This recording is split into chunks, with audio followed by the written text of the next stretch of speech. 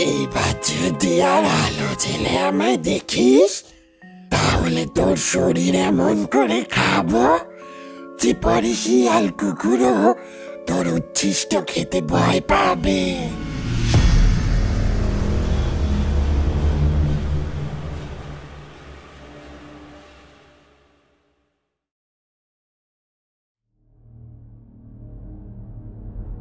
নমস্কার আমার প্রিয় শ্রোতা বন্ধুরা, গপ্পখোরের পর্দায় আমি সুদর্শন বরাবরের মতো চলে এলাম আরও একটা হাড় হিম করা কাহিনী নিয়ে।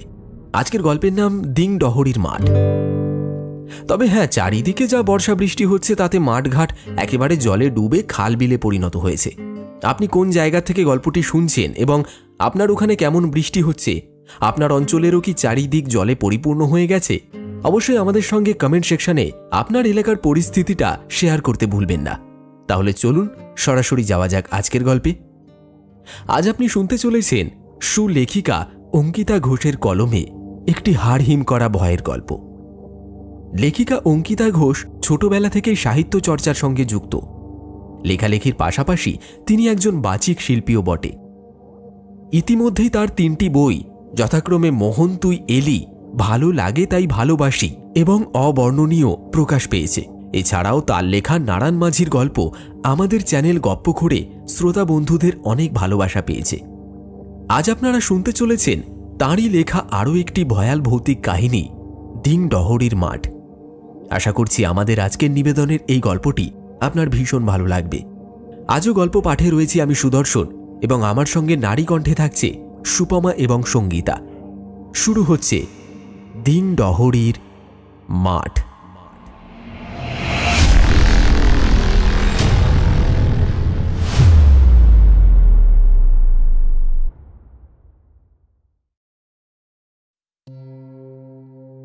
কিছু কিছু ঘটনা যা আমাদের সাথে ঘটে যাওয়ার পরেও আমাদের তা বিশ্বাস করতে বেশ খানিকটা সময় লেগে যায়, কিংবা সেই ঘটনার যথার্থ কোনো যুক্তি তর্ক খুঁজে না পাওয়ার জন্যই ঘটনার সত্যতা বিচার করা যায় না।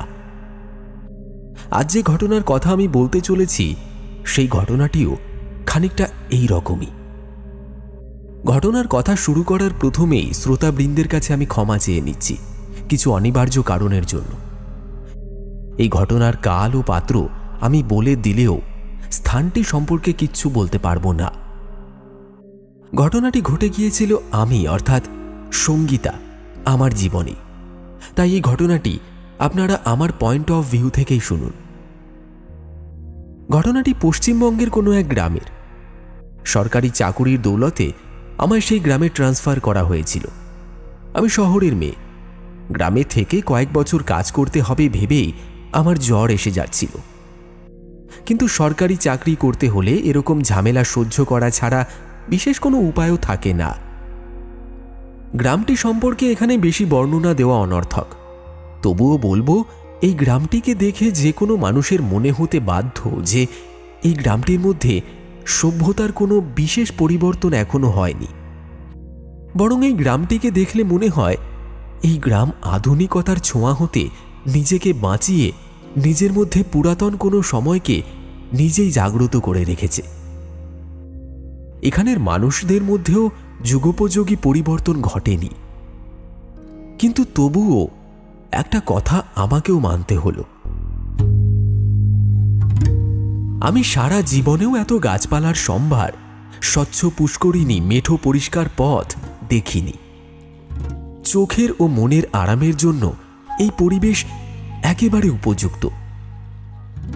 অফিস থেকে আমায় যে কোয়ার্টারটা দেওয়া হয়েছিল সেই কোয়ার্টারের একদম পিছনের দিকে একতলার ঘরটা ছিল আমার।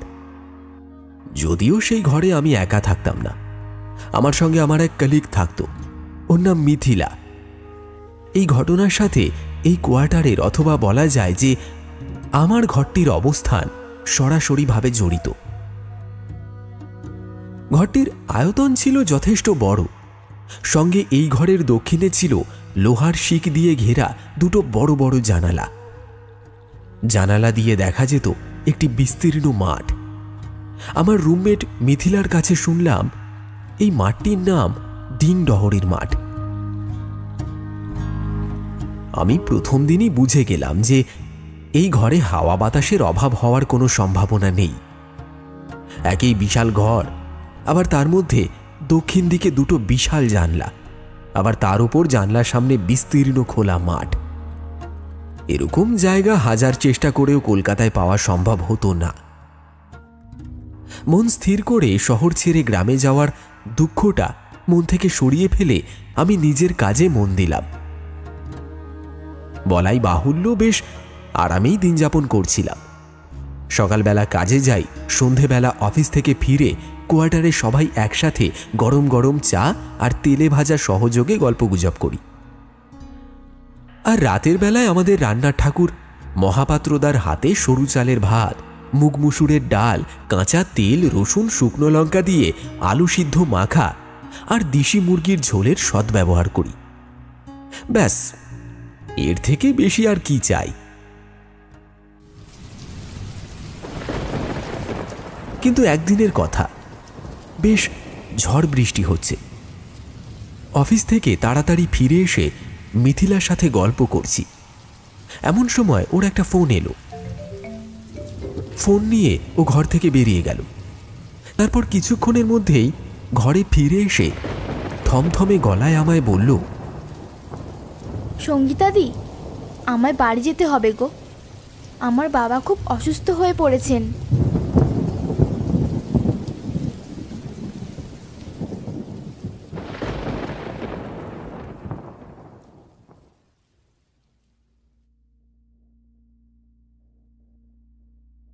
পরের দিন ভোরেই মিথিলা চলে গেল। আমি ওই বিশাল ঘরে সম্পূর্ণ একা হয়ে গেলাম। ও আমার অনেক বছর আগে থেকেই এখানে রয়েছে, তাই ও থাকতে আমার কোনোদিনও অসুবিধা হয়নি। ও চলে যেতেই আমার মনটাও খুব খারাপ হয়ে গেল। কিন্তু যত রাত বাড়তে লাগলো ততই মন খারাপটা এক রাশ ভয়েতে রূপান্তরিত হলো। এত বড় ঘরে আমায় একা রাত্রি যাপন করতে হবে, সেটা ভেবেই আমার গা শিউরে উঠছিল। একবার মনে হলো অন্য কলিগদের একবার বলি যে কয়েকটা দিনের জন্য রাতে আমার ঘরে থাকতে, কিন্তু পরে মনে হলো আমি এই অনুরোধ করলে ওরা আমায় নিয়ে হাসাহাসি করবে, তাই ওদের আর কিছুই বললাম না। অগত্যা একা থাকা ছাড়া আর কোনো উপায় নেই। মনে মনে ভাবলাম, শুধু তো রাতটুকুর ব্যাপার, যেভাবেই হোক কাটিয়ে দেব। একাকিত্বের এক অদ্ভুত আনন্দ আছে। সেই আনন্দের স্বাদ একবার গ্রহণ করতে পারলেই পৃথিবীর যে কোনো রকম ভয় কাটিয়ে ফেলা যায়। কিছুদিনের মধ্যেই আমারও একা থাকার ভয়টা কেটে গেল। রাতের বেলায় খাবার পর জানলার ধারে বসে দক্ষিণের মিষ্টি বাতাস উপভোগ এবং সঙ্গে পছন্দের কোনো গল্পের বইতে ডুব দেওয়া, এইভাবেই চলতে লাগলো। দেখতে দেখতে টেরই পেলাম না কয়েকটা দিন কেমন করে কেটে গেল। এর মধ্যেই একদিন মিথিলার ফোন এলো। আমি ব্যস্ত হয়ে জিজ্ঞাসা করলাম, তুই কেমন আছিস রে? আর কাকুই বা কেমন আছেন? সবাই ভালো আছি, তুমি চিন্তা করো না। আসলে সঙ্গীতাদি, তোমার সাথে কিছু কথা ছিল। হ্যাঁ, বল না কি কথা। মন দিয়ে শোনো, কাল অমাবস্যা। তুমি কিন্তু কাল রাতে জানলা বন্ধ করে শোবে, কেমন?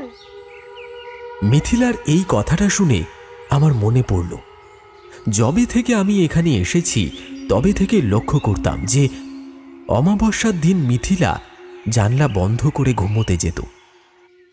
আমি ওকে একদিন জিজ্ঞাসা করাতে ও বলেছিল, অমাবস্যার দিনে এরকম ঘন অন্ধকারে ওই ফাঁকা মাঠটা চোখে পড়লে না বড্ড ভয় করে। তখন ওর এই কথাটা আমার যুক্তিযুক্ত মনে হয়েছিল, কিন্তু সেই সব তো আগের কথা। এখন আমার মনে যথেষ্ট সাহসের সঞ্চার হয়েছে। একা থাকার এই গুণ, মনের ভয়ের সাথে কেউ ততদিন অবধি লড়তে চায় না যতদিন না সে সম্পূর্ণ একা হয়ে যায়। তবে মিথিলার সাথে আমি খুব একটা তর্ক করলাম না। যতদিন এখানে ওর সাথে রয়েছি, বড় দিদির মতো সবসময় ও আমাকে যত্ন করেছে, তাই ওর কথার অবাধ্য হতে মন চাইল না। ওকে বললাম, তুই চিন্তা করিস না, আমি জানালা বন্ধ করেই শোবো। কাল আসতে এখনো ঢের দেরি। তুই কবে ফিরবি বল? মিথিলা আমার কথায় পাত্তা না দিয়ে ব্যস্ত হয়ে বলে উঠল, না না সঙ্গীতাদি, আগে কথা দাও যে তুমি কাল রাত 10টার আগে জানলা বন্ধ করে দেবে। এবারে আমি একটু বিরক্ত হলাম। মনে হলো মিথিলা অত্যাধিক বাড়াবাড়ি শুরু করেছে। হতে পারে ও এখানে আমার থেকে অনেক বছর আগে এসেছে, কিন্তু বয়সে আমি ওর থেকে বড়। ও অর্ডার করবে আর আমায় সেটা শুনতে হবে। আমি এবারে একটু গম্ভীর হয়ে বললাম, যদি জানালা বন্ধ করতেই হয় তাহলে আমি রোজই বন্ধ করব। শুধুমাত্র অমাবস্যার দিনই বা কেন বন্ধ করব? মিথিলা একটু দমে গেল। আমারও পর মুহূর্তেই মনে হলো একটু বেশি বলে ফেলেছি। মেয়েটা হয়তো আমার ভালোর জন্যই বলছিল। ও বলল, কিছু কারণেই আমি তোমাকে এটা বলেছিলাম। পারলে আমার কথাটা মেনে জানলাটা বন্ধ করে দিও। বলেই ও ফোনটা রেখে দিল। সেদিন আর গল্পের বই পড়তে ইচ্ছা হলো না। আলো নিভিয়ে শুয়ে পড়লাম। পরের দিন সকাল থেকেই মনটা অস্থির করছিল। কী কারণে মিথিলা অমাবস্যার রাতে এই জানলাটা বন্ধ করে? কেন যে কাল মিথিলাকে সরাসরি কিছু জিজ্ঞাসা করলাম না? আমার কৌতূহল হলো, আবার একটু ভয় ভয়ও পেলাম। ভাবলাম মিথিলা এলেই ওকে জিজ্ঞাসা করব। রাতে আর সাহসে কুলিয়ে উঠল না। কেমন যেন এক অজানা আতঙ্কে সারা শরীরটা যেন আড়ষ্ট হয়ে রইল। রাত 8টা থেকেই জানলাটা বন্ধ করে দিলাম।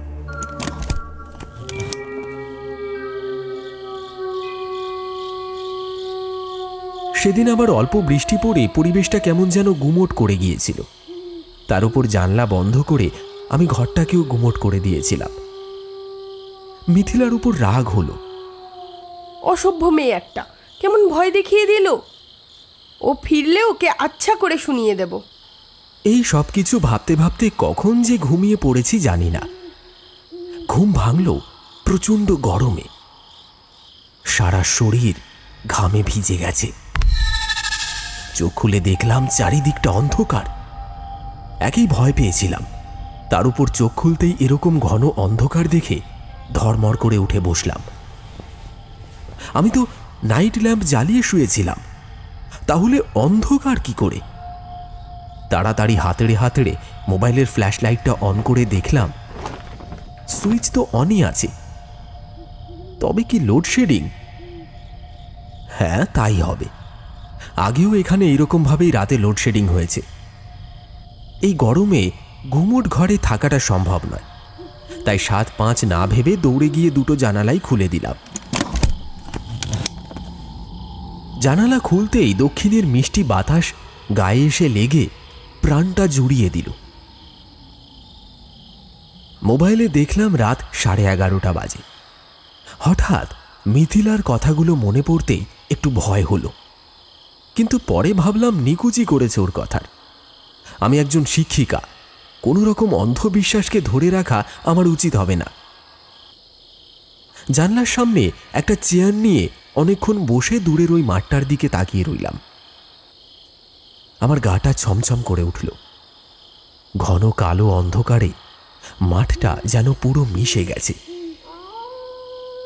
সত্যি ভয় লাগে এক নাগাড়ে দেখতে। মাঠটার এ প্রান্ত থেকে ও প্রান্তে প্রায় কিছুই দেখা যায় না, তবে শুনেছি মাঠটার ওপারে নাকি বিরাট জঙ্গল আছে। হিংস্র জন্তু জানোয়ার আছে কিনা তা জানা নেই, তবে থাকলেও কেউ অবাক হবে না।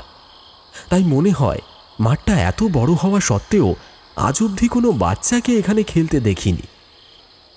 এখানকার বাসিন্দারা যে এই মাঠটাকে এড়িয়ে চলে তা লক্ষ্য করেছি। রাত তখন 12টা।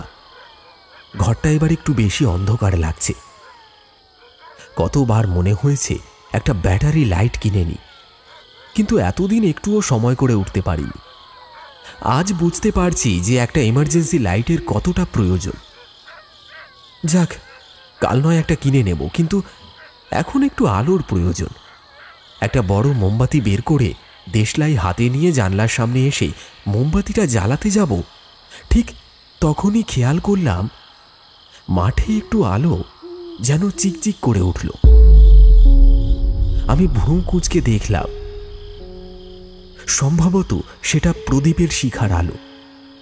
আরো একটু মন দিয়ে দেখে বুঝলাম কেউ যেন এক চিলতে আলো নিয়ে হাঁটছে। প্রথমে কিছু বুঝতে পারলাম না, একটু পরে অন্ধকারে আমার চোখটা সয়ে গেল। দেখলাম একজন মেয়ে, কোমর অবধি লম্বা এলো চুল দুলিয়ে মাথায় একটা প্রদীপ নিয়ে হেঁটে চলেছে সেই বিস্তীর্ণ মাঠের অন্ধকার রাস্তা দিয়ে। মেয়েটির গায়ে কোনো বস্ত্র আছে বলে মনে হলো না, অর্থাৎ সে একেবারে উলঙ্গ। কি ব্যাপার, এই গ্রামের রাস্তায় এরকম ভাবে একজন মেয়ে কি করে বেরিয়ে পড়েছে?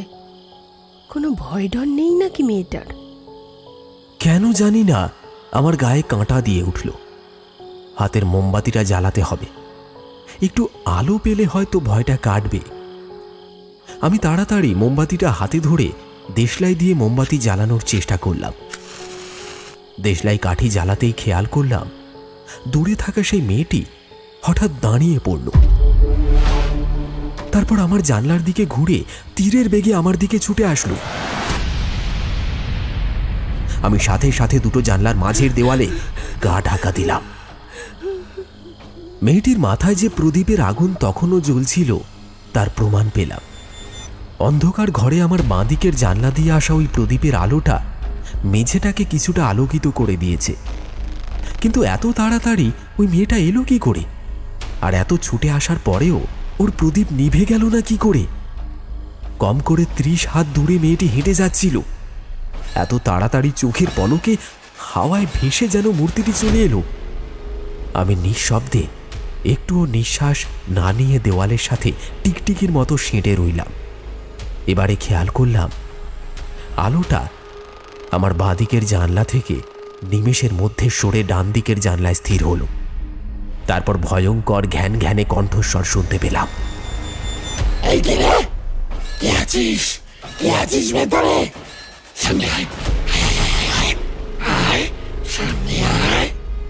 আমার হাত পা যেন থরথর করে কাঁপছে। এরকম গলার স্বর কোনো মানুষের হওয়া সম্ভব না। আমি নিজের হাত দিয়ে নিজের মুখটা চেপে ধরলাম। মেয়েটি আরো দুবার এ জানলা ও জানলা করে জানলার শিক ধরে জোরে জোরে নাড়িয়ে মুখ দিয়ে ঘোঁ ঘোঁ করে অদ্ভুত একটা শব্দ করল। দেখলাম আমার মেঝেতে পড়া আলোটা আস্তে আস্তে কমতে লাগলো। আমি বুঝলাম মেয়েটি আবার চলে যাচ্ছে।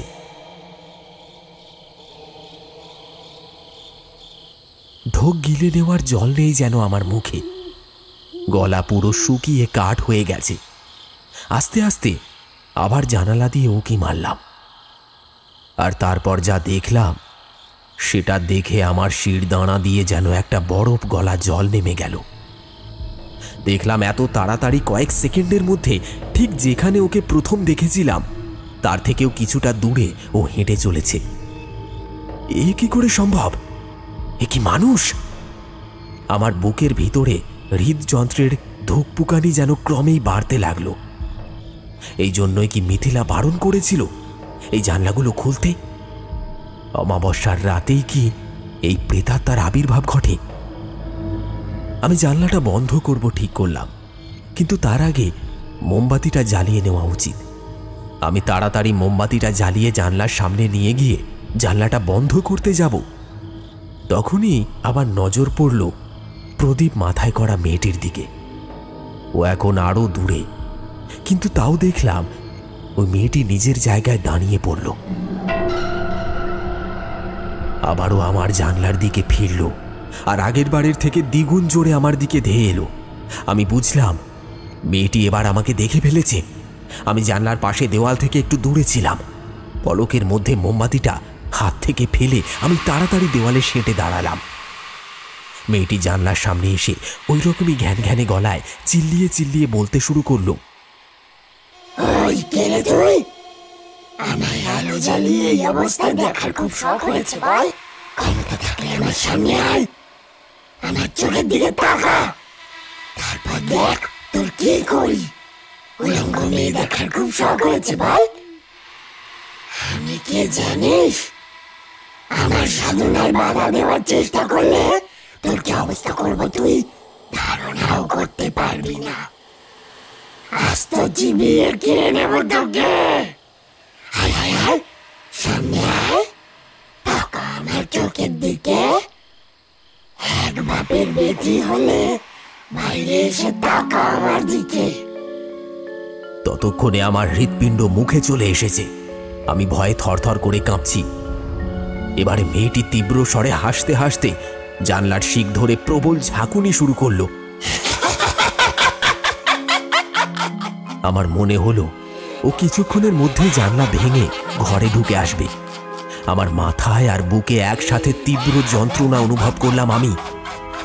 ওই মেয়েটি কি আজ আমায় এখানে জীবিত অবস্থায় ছেড়ে যাবে না? ওই প্রদীপের আলোর জন্যই মেয়েটির ছায়া এখনো আমার ঘরের মেঝেতে পড়ছিল। আমি ওর ছায়া দেখে বুঝলাম ও জানলার শিকটা ধরে ঝুলে ঝুলেই দোল খাচ্ছে আপন মনে, আর সুর করে বলছে, বেরিয়ে আয় না, মুখটা দেখ না, আমার চোখের দিকে তাকা না। বেরিয়ে আয় না, মুখটা দেখ না, আমার চোখের দিকে তাকা না। এক টানা মেয়েটির গান চলতে লাগলো, আর সাথে সাথে ওর মুখ থেকে সেই ভয়ানক গো গো শব্দ কানে এলো। সেই ভয়ানক অনুভূতিতে আমার দমটা যেন আস্তে আস্তে বন্ধ হয়ে আসলো। প্রায় আধ ঘন্টা পর দেখলাম মেয়েটি আবার সেই ঘ্যান ঘ্যানে কণ্ঠে বলল, এইবার যদি আর আলো জেলে আমায় দেখিস, তাহলে তোর শরীর এমন করে খাবো যে পরে শিয়াল কুকুরও তোর উচ্ছিষ্ট খেতে ভয় পাবে। একটা বীভৎস হাসি আমার চারিদিকটা যেন কাঁপিয়ে দিল। আমার ঘর থেকে প্রদীপের আলোটা আস্তে আস্তে মিলিয়ে গেল এবং পুনরায় আমার ঘরটা পুরো অন্ধকার হলো। আর আমার কিছু মনে নেই, শুধু মনে আছে ঘর অন্ধকার হওয়ার সাথে সাথে আমার চোখের সামনেটাও অন্ধকার হয়ে গেল।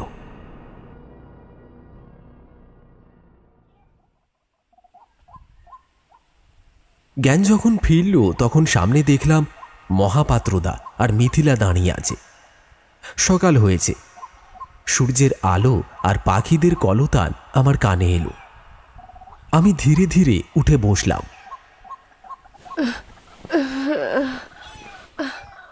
মিথিলা আমায় খাটে শুইয়ে দিয়ে বলল, তুমি মেঝেতে জ্ঞান হারিয়ে পড়েছিলে কেন সঙ্গীতাদি? তুমি কি কাল সারা রাত জানলা খোলা রেখেছিলে? এত করে বারণ করলাম, তাও কথা শুনলে না। আমি কাল রাতের পুরো ঘটনাটা মিথিলাকে বললাম।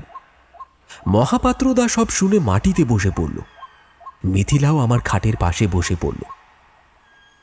বছর খানেক আগে এখানে আসার পর মহাপাত্রদা আমায় এই ঘটনার কথা বলেছিল, কিন্তু আমি কোনোদিনও চোখে দেখিনি, তাই তোমাকেও খোলাখুলি কিছু বলতে পারিনি। আমি কোনোদিনও কারোর কথা অমান্য করি না, তাই মহাপাত্রদার কথায় অমাবস্যায় জানলাটা খুলতাম না। আগের দিন তোমার সাথে কথা বলেই আমার মনে হয়েছিল যে তুমি আমার কথা শুনবে না, তাই আমি কাল রাতে ট্রেন ধরে আজই চলে এলাম। অনেক ডাকার পরেও যখন তুমি দরজা খুললে না, আমার কাছে একটা এক্সট্রা চাবি ছিল, সেইটা দিয়েই দরজা খুলে দেখলাম তুমি জ্ঞান হারিয়ে মাটিতে পড়ে আছো। আমি মহাপাত্রদাকে জিজ্ঞাসা করলাম, এসব কি দাদা? এগুলো কি ধরনের ভুতুড়ে কাণ্ড? মহাপাত্রদা গম্ভীর স্বরে বলল, না না দিদিমণি, ভূত না, এরা এক ধরনের সাধিকা। প্রত্যেক অমাবস্যার রাতে এরা ওই দিং ডহরির মাঠের অন্য প্রান্তে যায় সাধনা করতে। লোকমুখে শোনা যায় এরা সেই রাতে শয়তানের সাধনা করে। সাধনায় উত্তীর্ণ হওয়ার জন্য এরা শয়তানের সাথে মিলিত হয়। খুব ভয়ঙ্কর হয় এই সাধিকারা। দুই একবার মাঠের ওই পারের অমাবস্যার রাতে গ্রামের দুই একজন গিয়ে ওদের সাধনা দেখে ফেলেছিল। পরের দিন ওদের লাশ পাওয়া যায় এই মাঠে। আর সে যে কেমন ভয়ানক লাশ তা চোখে দেখলে সহ্য করতে পারবেন না। আরও শুনেছি এসব সাধিকাদের শক্তি এদের চোখে থাকে। একবার এদের চোখের দিকে তাকালে মৃত্যু নিশ্চিত। এর জন্যই ও বারবার আপনাকে সামনে আসতে বলছিল। আপনি যদি একবার ওর সামনে গিয়ে ওর দিকে তাকাতেন তাহলে আপনারও লাশ দেখতে হতো আজ। অনেক বাঁচন বেঁচে গেছেন দিদিমণি, অনেক বাঁচন বেঁচে গেছেন। আমি একবার ঢোক গিলে নিয়ে বললাম, এইসব সাধিকারা কোথা থেকে আসে? এইসব শয়তানি সাধনা আপনার আমার মতন সাধারণ মানুষরাই করে। বাইরে থেকে দেখলে এদের স্বাভাবিক বলেই মনে হবে, কিন্তু অমাবস্যার রাতে এরাই ভয়ঙ্করী হয়ে ওঠে। মিথিলা সেই দিন আমায় সামলে নিল। তারপর আরও কয়েকটা দিন কেটে গেল। আমার এবারে এমন অবস্থা যে এমনি দিনেও আমি জানলা খুলি না। কিছুদিন পর অমাবস্যা এলো। আমি এবারে সকাল থেকেই জানলা বন্ধ করে রেখেছিলাম। সেই রাতে আমি আর কিছু খেতে পারলাম না। ঘরে গিয়ে দেখি মিথিলা জানলাগুলো দেখে নিচ্ছে ভালোভাবে বন্ধ আছে কিনা। আমরা দুজনেই আজ তাড়াতাড়ি শুয়ে পড়লাম।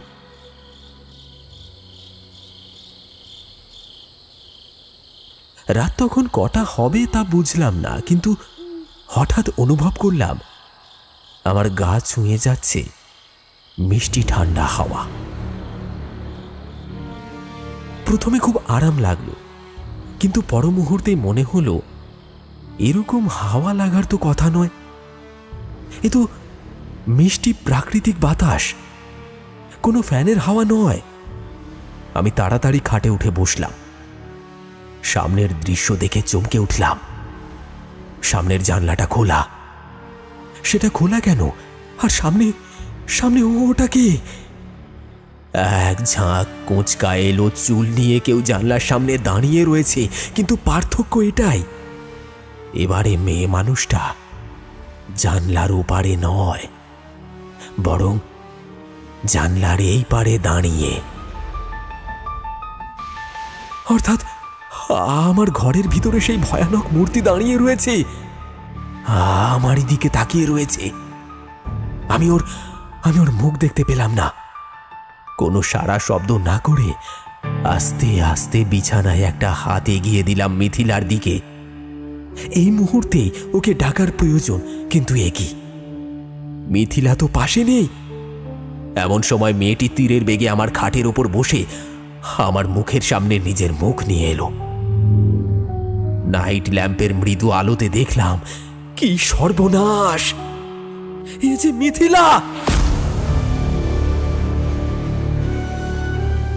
ওর শরীরে একটা সুতো নেই। বিবস্ত্র অবস্থায় হাওয়ায় এলো চুল দুলিয়ে এক দৃষ্টে আমার দিকে তাকিয়ে মুচকি মুচকি হাসছে, আর সেই গো গো শব্দ করে চলেছে। হে ভগবান, এ আমি কি করলাম? আমি যে ওর চোখের সামনে থেকে নিজের দৃষ্টি আর সরাতে পারছি না। আমার শরীর আর আমার দৃষ্টিকে কোনো এক অদৃশ্য শক্তি যেন একেবারে আটকে রেখে দিয়েছে। মিথিলা অদ্ভুতভাবে ঘাড় বেঁকিয়ে আমার দিকে তাকালো, আর শেষবারের মতো সেই ঘ্যান ঘ্যানে কণ্ঠে বলল, সেদিন তোকে বারণ করেছিলাম না জানলা খুলতে? কেন খুলেছিলি বল? উলঙ্গ মেয়ে দেখার শখ হয়েছিল, তাই না?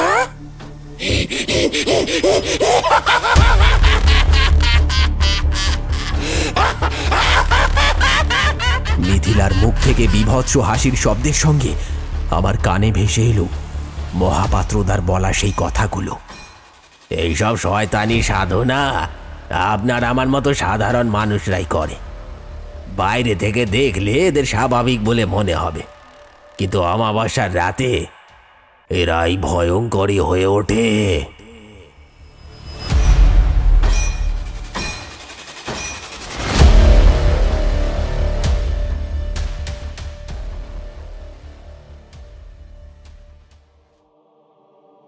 শুনলেন দিং ডহরির মাঠ। গল্পটি আপনার কেমন লাগলো অবশ্যই কমেন্ট করে জানাতে ভুলবেন না। দেখা হচ্ছে আবার একটি রোমাঞ্চকর কাহিনীর সাথে আগামী এপিসোডে। ততক্ষণের জন্য সঙ্গে থাকুন।